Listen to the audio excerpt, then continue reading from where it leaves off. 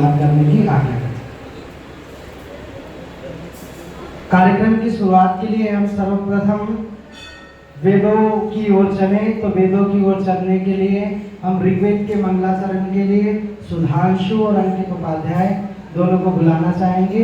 वे दोनों आए और ऋग्वेद के मंगलाचरण। ओम श्री गुरुभ्यो नमः।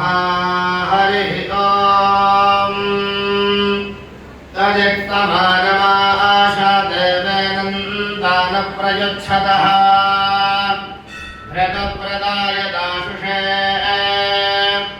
वेदायो वीणां पदमन्तरिक्षेण पतताम् वेदनावः समुद्रिजाः वेदमासो धृतव्रतो द्वादश प्रजावतः वेदाय उपजायते वेदवातस्य वर्तनिमुरोर्विश्वस्य बृहतः वेदाय अध्यासते निशसाद धृतव्रतो वरुणपस्यास्वा साम्राज्याय सुक्रतोः। हरिः ओम।